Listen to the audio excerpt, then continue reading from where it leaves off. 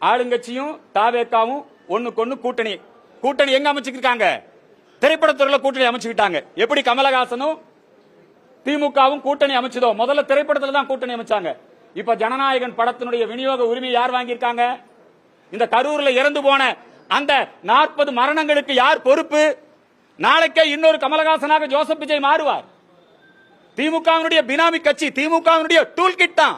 மக்கள் நீதி மையம் எப்படி டூல் கிட்டா இருந்ததோ அது போல இன்னைக்கு தாவேக்காவும் டூல் கிட்டா மாறி இருக்கிறது. ஜோசப் விஜய் அவர்கள் தமிழக ரசிகர் பெருமக்களை ஏமாற்றி வருகிறார்.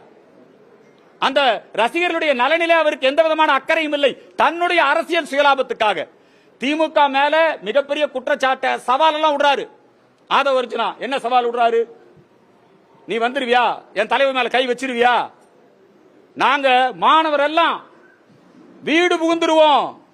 இதே மாதிரி தான் அப்பவும் கரூர் நெரிசல் அந்த மரணங்களுக்கு பிறகு தலைமறைவாக இருந்த போதும் இவர் ஒரு ட்விட்டர் போடுறாரு. ஆதவ அர்ஜுனா என்ன ட்விட்டர்ல என்ன சொல்றாரு? அவரு எக்ஸ் வலைதளத்தில் அவர் தெரிவித்த கருத்து என்னன்னா, தமிழ்நாட்டிலும் இலங்கை மாதிரி நேபாள் மாதிரி மிகப்பெரிய புரட்சி வெடிக்க போகுது. இவர்களெல்லாம் எதற்கு திட்டமிட்டுக் கொண்டிருக்கிறார்கள்? இவங்கெல்லாம் யாருடைய டூல் கிட்? இவர்கள் எல்லோரும் தமிழக வாக்காளர்களை ஏமாற்றுவதற்கு முயற்சிக்கிறார்கள். நம்முடைய ரசிகர்கள், தாவேக்கா தொண்டர்கள் இதிலே மிகவும் உஷாராக இருக்க வேண்டும். மத்திய அரசு இது விஷயத்திலே நடவடிக்கை எடுக்க வேண்டும். தமிழகத்திலே இந்த கரூர் மரணங்களுக்கு நீதி கிடைக்க வேண்டும். இந்த மரணத்திற்கு காரணமானவர்கள் யார்? It's a man made. இது நடந்தது மனித தவறு, சட்டப்படி தவறு. அதுக்கு யார் காரணம்? ஆளுங்கட்சியா? தமிழக வெற்றி கழகமா? யார் காரணம்? இது மேல யார் நடவடிக்கை எடுப்பது? மக்களா? மக்களா இருந்தா அதுல தப்பு பண்ணது யாரு?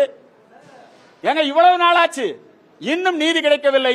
தனித்து போட்டியிடுவதா அல்லது பிஜேபியுடன் கூட்டணி அமைத்து போட்டியிடுவதா, தேசிய ஜனநாயக கூட்டணியில இணைந்து கொள்வதா, இந்துக்களுடைய அந்த இந்து ஓட்டு வங்கியை உருவாக்குவது, இது தொடர்பான முடிவுகளை எடுக்கக்கூடிய அதிகாரம் மாநில தலைவருக்கு ஒப்படைக்கப்பட்டிருக்கிறது. இதுதான் இங்கே நிறைவேற்றப்பட்டிருக்கின்ற தீர்மானங்கள். நீங்க தான் கேட்கறத சொல்லலாம். இன்னொரு முக்கியமான விஷயம் விட்டு போச்சு. நம்முடைய பாரத நாடு அனைத்து வகையிலும் தன்னிறைவு பெற்று வருகிறது. ஆனா சமூக ஊடகங்கள் இருக்கு இல்லீங்களா, பேஸ்புக், ட்விட்டர், இமெயில், இந்த மாதிரியான விஷயங்கள், இதுல எல்லாம் நாம அமெரிக்கா கூகுள் நிறுவனத்தை சார்ந்து அல்லது பேஸ்புக் நிறுவனத்தை சார்ந்து இப்படித்தான் நாம இருக்கிறோம். சீனால அப்படி கிடையாது. நாம ஒரு ஜிபிஆர்எஸ் வேணும்னா கூட சீனா அவனுக்கு சொந்தமானதை வச்சிருக்கான். அது மாதிரி இன்றைக்கு தமிழகத்தை சார்ந்த ஜோஹோ நிறுவனம், ஸ்ரீதர் வேம்பு அவர்கள் இன்றைக்கு ஜோஹோ மெயில் உருவாக்கி இருக்கிறார். அரட்டை அந்த செயலியை உருவாக்கி இருக்கிறார்.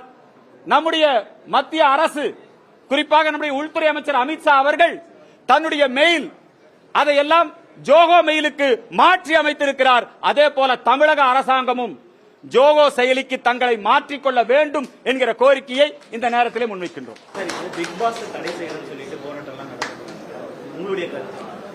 பிக் பாஸ் என்கிற கலாச்சார பண்பாட்டு சீரழிவு நிகழ்ச்சி கமலஹாசன் அவர்களால் விஜய் டிவியால் துவங்கப்பட்ட போதே அதை எதிர்த்து மிகப்பெரிய விழிப்புணர்வை ஏற்படுத்தினோம், போராட்டம் நடத்தினோம், சிறை சென்றோம்.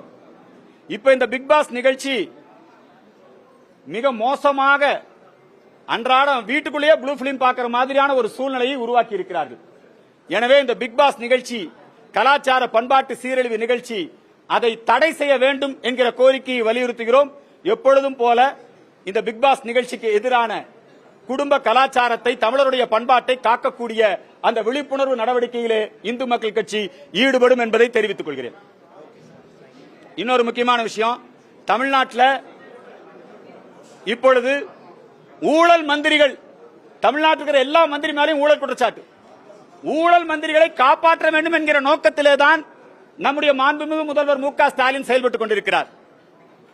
போக்குவரத்து துறையிலே வேலை வாங்கி தருவதாக மோசடி செய்த செந்தில் பாலாஜியை இன்று வரை திமுக காப்பாற்றி வருகிறது. அதே போல இந்துக்களுடைய நம்பிக்கை, திருநீறு, திருமண், சைவம், வைணவம், இதை இழிவுபடுத்தி பேசிய பொன்முடியை இன்னைக்கு மீண்டும் அவருக்கு கட்சி பதவி, அவரை திமுக அரசு காப்பாற்றி வருகிறது. பொன்முடி மண் திருட்டு ஊழலிலே சம்பந்தப்பட்டவர், செம்மண் கடத்தல் வழக்கிலே சம்பந்தப்பட்டு 3 ஆண்டு காலம் தண்டனை விதிக்கப்பட்டவர்.